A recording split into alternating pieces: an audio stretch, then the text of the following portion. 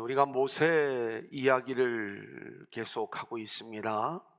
오늘 말씀을 들어가기 전에 몇 가지 좀 교회 소식을 말씀을 드리면, 내일 어르신 잔치가 있습니다. 지금 26분 정도 우리가 28인승 리무진을 예약을 해서 28인이 딱 이렇게 됐었는데, 한 분이 좀 어려우시다고 해서 20 이제 같이 모시고 가는 분하고, 그래서 26분, 26분이 좀 다녀올 예정입니다. 은혜로운 그러한 일정이 될 수 있도록 좀 기도 부탁을 드리고요. 또 우리가 어르신들을 모시고 다녀오는 그러한 여정이라 좀 안전을 위해서 기도해 주실 것을 부탁을 드리겠습니다. 특별히 위험한 여정은 없지만 그래도 안전하게 다녀올 수 있도록 기도 부탁을 드리겠고요. 이번 금요일에는 김희범 선교사님이 오십니다. 저희 교회에서 오랫동안 이렇게 함께 했던 선교사님이신데, 저도 제가 이렇게 좀 뵌 적이 얼마 전이 이제 처음이에요. 선교 편지로만 계속 우리 선교사님의 이야기를 듣고 대화를 나누면서, 이분이 저는 필리핀 선교사님으로만 이렇게 알고 있었는데 무려 중국에서 20년 선교를 하시고, 그리고 지금 필리핀에서 또 7년째인가 이렇게 사역을 감당하신 아주 선교의 달인과도 같은 그러한 분이셨어요. 저희가 함께 그 선교 이야기를 듣고 또 기도의 회복을 위해서 우리가 기도하는 그러한 시간들입니다. 좀 함께 해주실 것을 부탁을 드리겠습니다. 교회 이제 우리가 회복을 위해서 계속 기도하고 있는데, 예배의 회복 굉장히 중요하죠. 오늘 어제 제가 좀 대형 교회라고 할 수 있는 아주 모범적인 교회 목사님하고 이렇게 좀 대화를 이렇게 좀 했던 과정들이 있었어요. 근데 이제 그 목사님 말씀이, 이 코로나 상황 속에서 과연 50%가 회복이 될까, 굉장히 본인이 고민을 하면서 기도하기를 60%만 회복이 되면 정말 좋겠다. 그리고 그 정도만 회복이 돼도 성공이다. 이런 어떤 속마음을 갖고 있으셨던 것 같아요. 그런데 한 65%가 이렇게 회복이 됐다고 너무 이렇게 좋아하시는 거예요. 이게 한국교회의 어떻게 보면 현실입니다. 대형 교회는 정말 회복이 더 쉽지가 않아요. 또 작은 교회들도 마찬가지고요. 이제 우리 교회는 부활절에는 한 90%는 회복되었던 것 같아요, 저희가. 그리고 지난주에도 부활절하고 거의 비슷하게 나왔고, 그 전주는 좀 적게 나왔습니다. 한 80% 정도. 이제 좀 기도하기는, 우리가 이런 어떤 여러 가지 통계들에 대한 이야기들이 있지만 정말 우리가 이 현장에서 하나님을 예배하는 것 너무 감사하고, 오늘도 오전 예배도 우리 어르신들이 조금 회복이 되셨어요. 어르신들은 물론 다 나와요. 근데 오전 예배에 나오시던 젊은 분들이 안 나오시는 거예요. 어르신들 중에는 이렇게 몸이 아프시거나 특별한 경우가 아니면 다 오시는데, 그래서 수요 오전 예배도 이렇게 오전에 오시던 젊은 분들이 계시거든요. 다 이렇게 오실 수 있도록. 그리고 오늘 저녁 예배도 이 뒷자리에 많이 앉으셨는데 가능하면 앞자리에 앉으셔야, 제가 여러 번 말씀드렸죠. 늘 이렇게 떨어져 앉는 게 우리가 2년 동안 습관이 돼가지고 한 자리에 두 분이 앉아 계시면 못 들어갑니다, 그 자리로. 그래서 우리가 한 자리에 세 명 앉는 운동을 의식적으로라도 해야 되고, 지금은 그렇게 안 하지만 불안노홀에서는 우리가 두 명이 이렇게 앉는데 한 분씩만 이렇게 앉잖아요.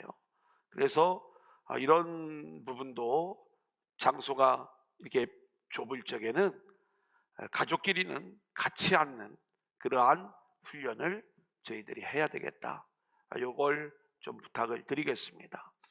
어쨌든 하나님의 은혜 안에서 교회가 아름답게 회복되어질 수 있도록 우리 성도님들 애써 주시기를 바라고, 오늘 밤에도 수요 예배 치고는 많이 오셨어요. 왜냐하면 수요 예배는 오전과 저녁이 나뉘어지는데 그렇게 와주셔서 너무 감사를 드립니다. 오늘은 우리가 모세 이야기 11번째입니다. 계속 저녁 예배 시간을 이용해서 이제 역전되리라, 역전의 사람을 우리가 찾아가는데 모세를 찾아가고 있는 거예요.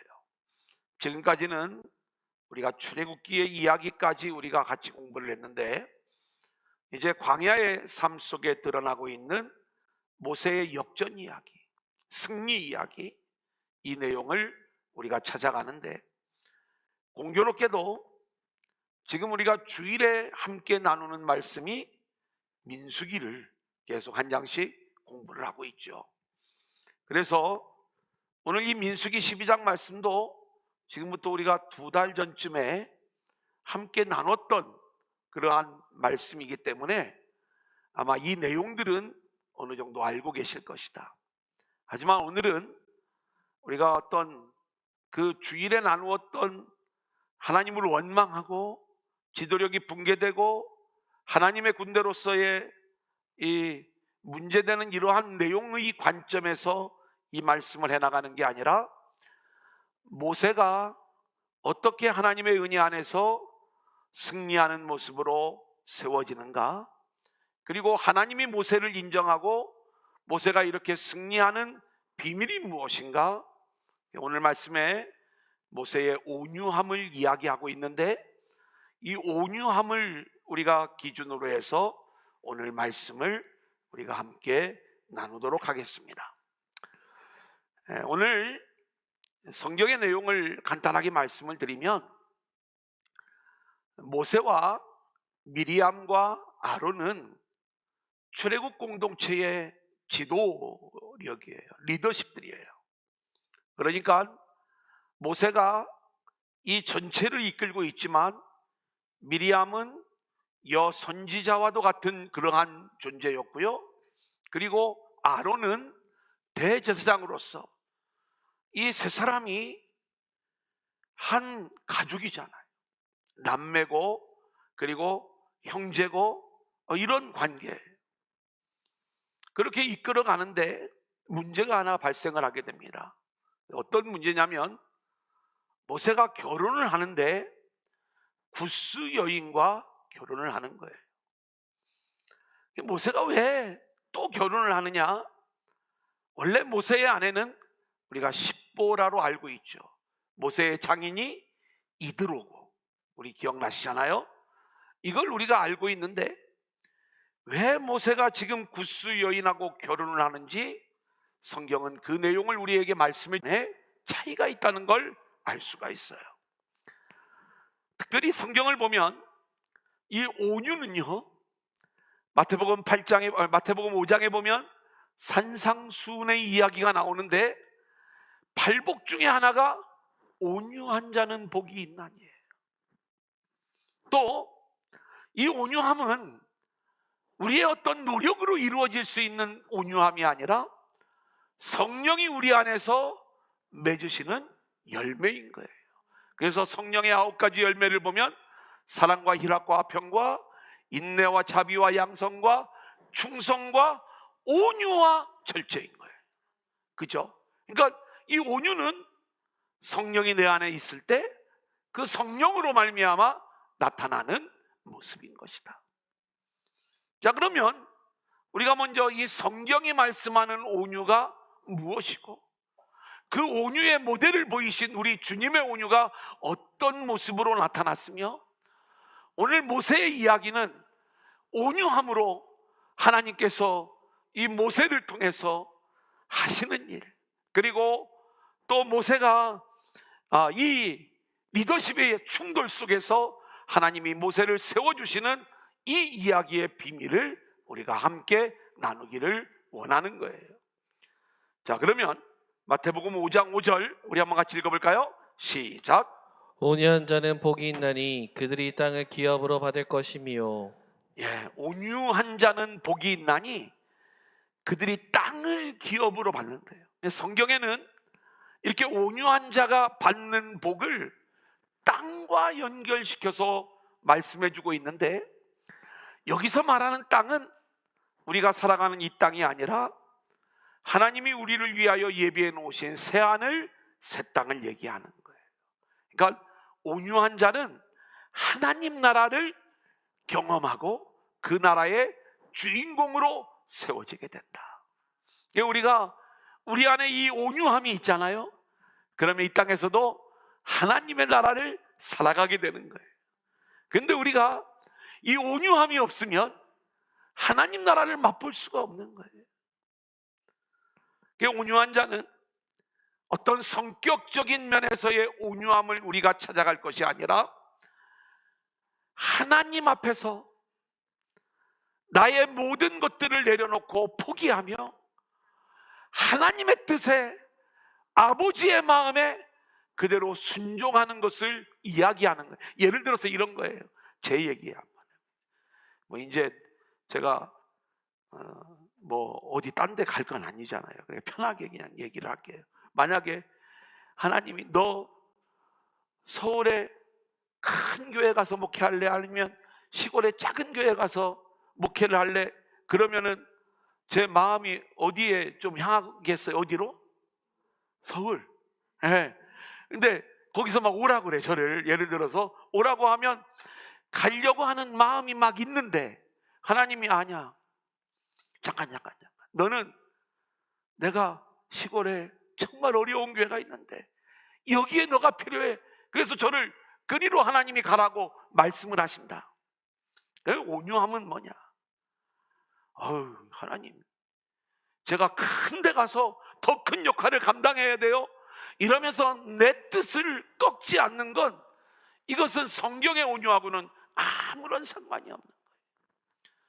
더 나은 여러 가지 세상에 영광스러워 보이는 길들이 있다 할지라도 하나님의 말씀 앞에 순종하면서, 그것이 비록 험한 십자가의 길이라 할지라도 그 길을 기꺼이 걸어가면서 하나님을 신뢰하고, 그리고 하나님의 뜻에 복종하고, 그러면서 그 상황을 우리가 여유 있게 이렇게 받아들이는 것, 그것을 정말 편하게 받아들일 수 있는 이 마음의 여유가 있는 사람, 이게 우리가 온유한 사람이다, 이렇게 말씀을 드릴 수가 있는 거예요.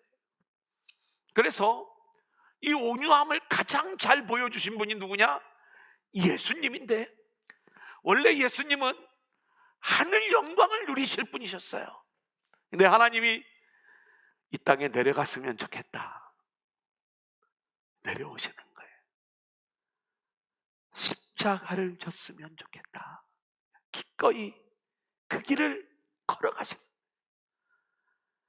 더 편한 길이 있었어요. 더 쉬운 길이 있었어요. 그런 고난을 당하지 않을 수도 있었어요. 하지만 아버지의 마음을 알기에 그 아버지의 뜻 앞에 기꺼이 순종하면서 자신을 내려놓으면서도, 희생시키면서도 어떻게 하는 거예요? 철저히 순종하는 그 마음, 그리고 그 상황을 기뻐하는 것. 여러분, 쉽지 않아요. 우리가 교회 안에서도요, 우리가 하나님을 향한 온유한 마음을 가지고 있다라고 하는 것이 결국 예수님이 십자가를 지는 그러한 모습으로 나타난 것처럼, 하나님이 저와 여러분을 뭔가 이 땅에서 그럴듯하게 성공한 사람의 모습으로, 그리고 출세한 사람, 뭔가 건강한 사람, 그리고 부유한 사람, 또 힘이 있는 사람, 이렇게 우리를 세워가시는 방법도 있고, 또 어떤 때는 우리를 하나님이 건강을 이렇게 만지셔요. 오늘도 이렇게 좀 우리 대전에 아주 좋은 교회 목사님이신데, 이렇게 좀 아는 분인데 갑자기 이렇게 암세포가 발견이 됐는데 이게 이미 전이가 많이 이루어진 거예요. 그 운명이 어떻게 될지 몰라. 근데 이분이 본인 교회 성도들한테 이렇게 보낸 이 수술실 들어가면서 뭔가 내가 이게 마지막일 수도 있겠구나. 이게 발견이 안 됐으면 4주 안에 돌아가실 뻔한. 근데 이 수술을 받지만 이게 어떻게 될지 모르는 그 이야기를 들으면서 그냥 막 눈물이 나더라. 그래서 제가 들어오기 전에 하나님 살려달라. 우리는 그렇게 기도할 수밖에 없는데 하나님 앞에 살려달라고 이렇게 기도를 하지만 하나님은 때로는 우리를 견딜 수 없는 상황으로 이렇게 건강을 무너뜨리실 수도 있고요, 또 우리를 어려운 상황으로 이렇게 몰아넣으실 수도 있는데 하나님이 그렇게 하실 때 순종하면서 기꺼이 그 자리로 들어가는, 그리고 그 상황 속에서도 하나님의 영광을 드러내는 이 순종하는 그 마음, 이게 성경이 말하고 있는 온유의 모습인 것이다. 그렇기 때문에 이 온유는 사람의 어떤 훈련이나 노력으로 이루어지는 게 아니라 성령이 우리 안에 들어오셔서 아멘. 우리를 다스리심으로 우리 가운데 나타나는 그러한 모습이 되는 거예요. 하나님 나는 못해요. 하나님 나 너무 세게 다루면은 나는 하나님 떠날지 몰라요. 그리고 내가 원하는 거 꼭 이루어 주셔야 돼요. 나 이거 안 이루어 주시면 40일 기도할 거예요. 40일 기도해도 안 들어주시면 저 40일 또 금식할 거예요. 뭔가 내가 원하는 대로 내 고집대로 예수를 믿으려고 하는 것은 성경이 말하고 있는 온유하고는 관계가 없는 거예요. 하나님이 우리를 어떻게 끌고 가시든 그 하나님의 인도하심 앞에 우리가 순종하면서 그렇게 하나님의 은혜와 하나님의 영광을 고백하며 드러내는 이 모습이 성경이 말하는 온유의 모습이다. 그래서 사도 바울은요, 그 예수님이 주시는 그 온유를 본인도 가지고 있고, 그리고 편지 속에서 그 온유함을 보이라고 이야기를 하고 있는 거예요. 우리 에베소서 4장 1절부터 거기 3번에 적어놓은 성경 우리 한번 같이 읽겠습니다. 시작. 너희가 부르심을 받은 일에 합당하게 행하여 모든 겸손과 온유로 하고 오래 참음으로 사랑 가운데서 서로 용납하고 너희를 대면하면 유순하고 떠나 있으면 너희에 대하여 담대한 나 바울은 이제 그리스도의 온유와 관용으로 친히 너희를 권하고 아무도 비방하지 말며 다투지 말며 관용하며 범사의 온유함을 모든 사람에게 나타낼 것을 기억하게 하라. 그죠? 이 주님의 온유를 사도 바울은 본인이 본받으려고 했고 또 편지하면서 자신의 공동체에게 이 온유함을 가지라고 권면을 하고 있는 거예요. 우리 주님의 온유함이 뭐냐? 요한복음 18장 11절을 볼까요? 시작. 예수께서 베드로더러 이르시되 칼을 칼집에 꽂으라. 아버지께서 주신 잔을 내가 마시지 아니하겠느냐 하시니라. 예수님이 제자들과 함께 겟세마네 동산에서 기도할 때에 자신을 잡으러 온 무리들이 있었어요. 베드로가 칼을 뺍니다. 우리 예수님 붙잡아 가려면 나를 죽여야 돼. 그러면서 그 칼로 예수님을 못 잡아가게 하려고 막아서는 거예요. 근데 이건 온유함이 아닌 거예요. 예수님은 칼을 도로 칼집에 꽂아라. 아버지 하나님의 마음을 알기에 기꺼이 끌려가시는 거예요. 그리고 십자가를 지시는 거예요. 이게 하나님이 말씀하시는 온유한 사람이 되는 거예요. 마태복음 11장 29절 나는 마음이 온유하고 겸손하니 나의 멍에를 메고 내게 배우라. 그리하면 너희 마음이 쉼을 얻으리니. 결국 우리 주님이 진짜 온유함을 가지신 분이라고 하는 것은 예수님의 십자가를 통해서 십자가를 지시기까지 복종하는 그러한 모습 속에서 우리는 예수님의 참된 온유를 배울 수가 있는 거예요. 자, 그렇다면 우리도 내 욕망을 채우기 위하여 신앙생활하는 것, 이것은 온유함이 아니에요. 내 소원을 성취하기 위하여 예수 믿는 것, 이것도 온유함이 아니에요. 오직 나를 통해서 아버지의 마음이 나타나고 아멘. 아버지의 뜻이 나타나고 아멘. 아버지의 영광이 나타나는 그 일들을 위하여 능히 나도 십자가를 지겠습니다. 세상 거 다 내려놓고 그 길을 걸어갈 수 있는 자가, 이게 온유한 자고, 그 자가 땅을 기업으로 받을 것이다.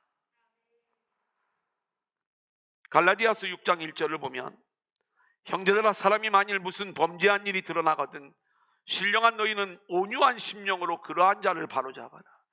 우리가 하나님을 향한 온유의 마음은 십자가로 나타나죠. 사람을 향해서도 우리의 온유함이 나타나야 되는데, 이건 역시 십자가로 나타나야 되는 거예요.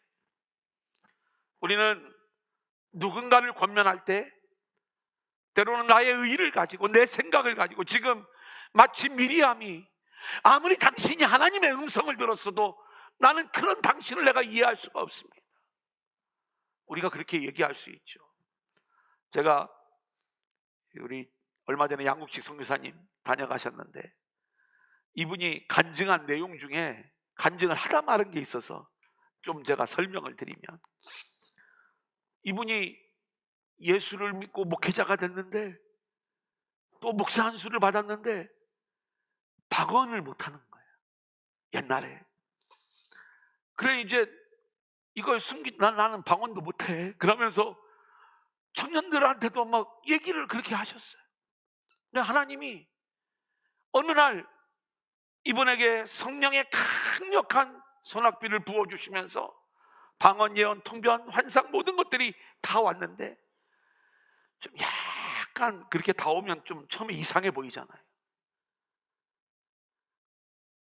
그 경험들 안 해보셨구나. 좀 약간 이상해져야 진짜 받은 그런 게 좀 이런 게 있어요. 어느 정도냐면, 저도요 그렇게 성령의 소낙비를 맞았을 적에 눈먼 자가 눈을 뜨겠더라니까. 그래서 제가요, 우리 그때 권사님, 이 시각장애인 권사님 믿음을 가지시라고. 왜 하나님이 하시는데 안 하냐. 아마 제가 지금 그러면 우리 목사님 좀 이상해지셨어 막 이럴 거예요. 그죠? 그리고 막 교회 올 때마다 기도 받으시라고. 안 뜨더라고.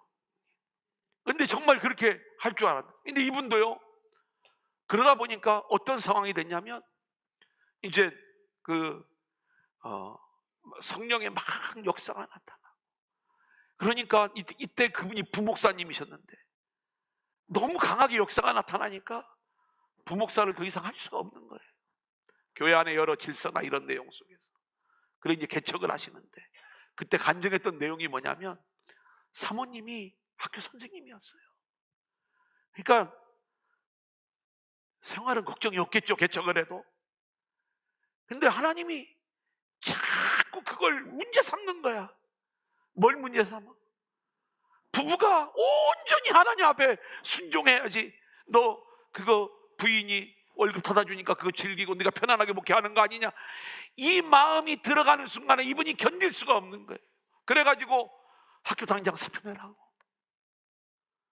근데 그때가 언제냐면, 그 사모님이 교직 생활을 19년을 했을 때. 아이고, 그죠? 우리 장로님 금방 하네. 뭐냐면 20년을 하면 뭐가 나와요?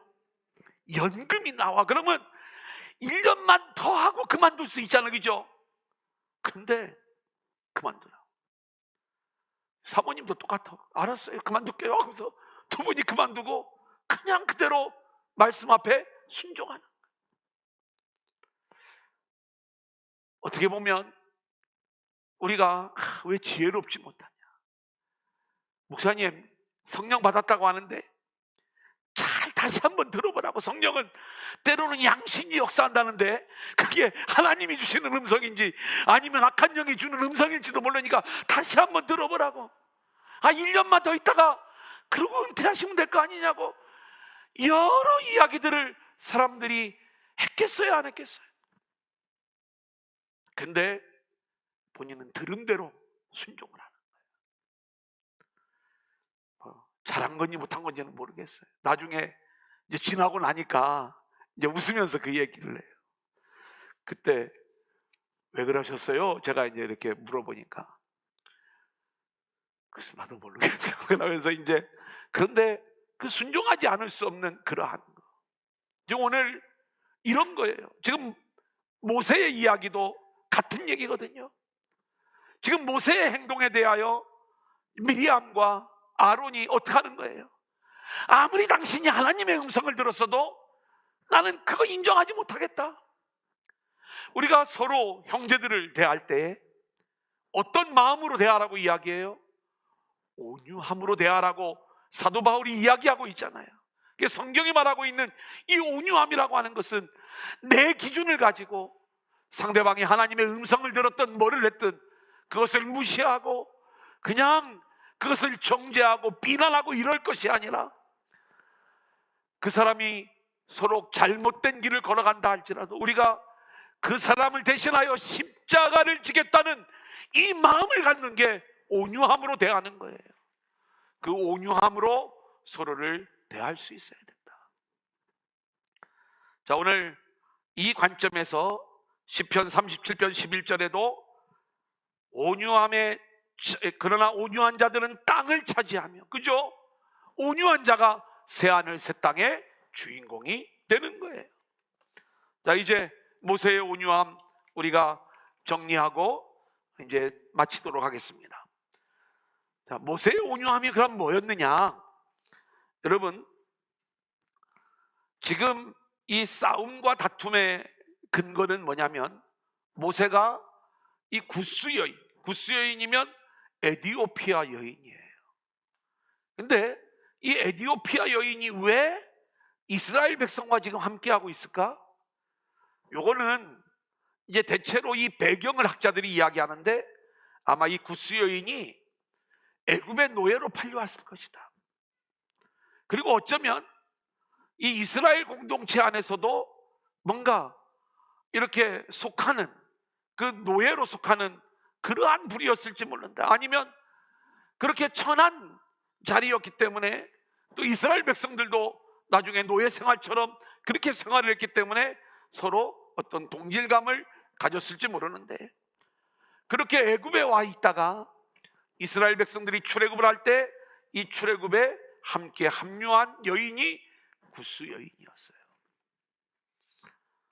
모세가 십보라가 죽었는지 어떤 상황인지를 성경은 얘기하고 있지 않기 때문에 모르지만 재혼할 상황이 되었던 거예요. 하나님이 구스 여인을 취하라고 말씀하셨겠죠. 이 모세가 원하는 그러한 부분들이 있었을 것 아니겠습니까?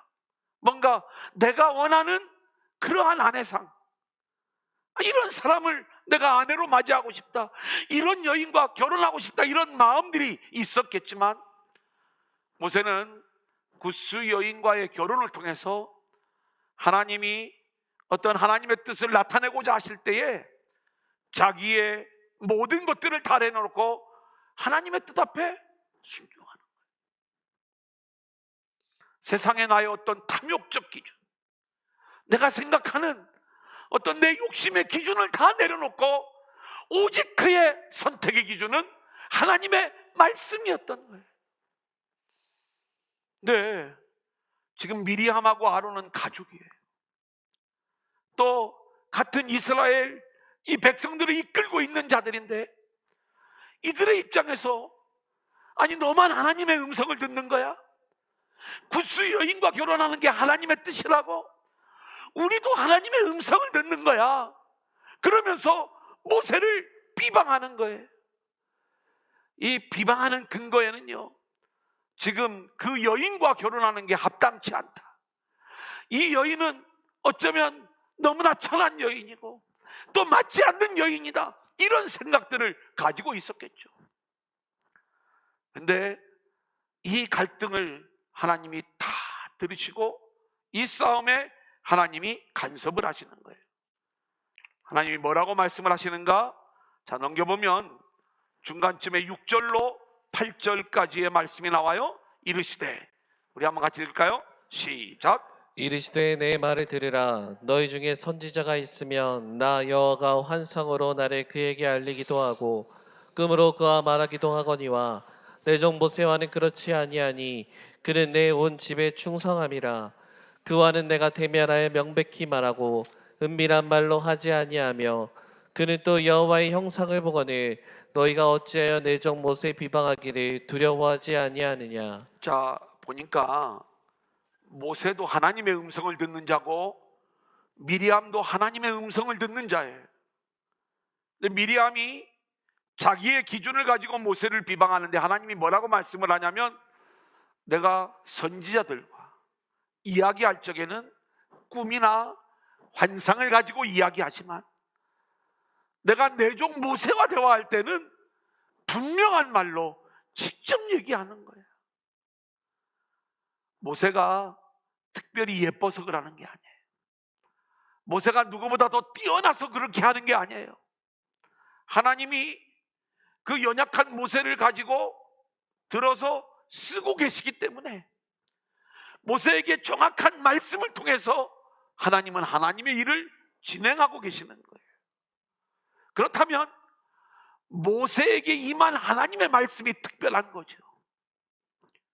근데 지금 이 미리암은 자기의 기준을 가지고 모세를 비난하고 있을 뿐만이 아니라 또 하나, 이 모세는요 여호와의 형상을 본 자다 이렇게 이야기를 하고 있어요. 성경을 보면 여호와의 형상이 이 땅에 나타난 분이 누구예요? 예수님이잖아요. 그러니까 지금 모세가 여호와의 형상을 보았다는 이야기는 예수님을 만난 자로 성경은 우리 가운데 보여주고 있는 거예요. 성경 좀 보고 가겠습니다. 고린도후서 4장 4절, 골로새서 1장 15절 계속 읽겠습니다. 자, 그중 시작. 그 중에 이 세상의 신이 믿지 아니하는 자들의 마음을 혼미하게 하여 그리스도의 영광의 복음의 광채가 비치지 못하게 함이니 그리스도는 하나님의 형상이니라. 그리스도는 하나님의 형상이니라. 골로새서 1장 15절. 그는 보이지 아니하는 하나님의 형상이시오. 그죠? 그는 보이지 아니하는 하나님의 형상이다. 예수님이 하나님의 형상인 거예요. 실제로 모세는 하나님의 지나가는 뒷모습을 보기도 했지만 여기서 여호와의 형상을 본 자다 이렇게 이야기할 때 가로 열고 그리스도를 본 자다. 그 안에 그리스도가 있어서 아버지의 말씀을 명백히 듣는 자가 되어 어쩌면 구스 여인과 결혼하라라고 이렇게 이야기했을 때 예수님이 이 땅에 내려가 하나님이 십자가를 지라는 아버지의 마음을 알고 그 아버지의 마음에 순종하여 십자가를 지신 주님처럼 모세 역시 구스 여인과의 결혼을 기꺼이 순종함으로 십자가를 지는 그 마음으로 이 결혼을 진행한 그러한 모습일 수도 있는데, 이것을 미리암이 자기의 기준을 가지고 정죄하고 비난하는 이 모습을 하나님은 견딜 수가 없었던 거예요. 하나님이 이 미리암을 정죄하세요. 심판하시는데 어떻게 심판하시는가? 9절 10절을 보겠습니다. 시작. 여호와께서 그들을 향하여 진노하시고 떠나심에 구름이 장막 위에서 떠나갔고 미리암은 나병에 걸려 눈가 같더라.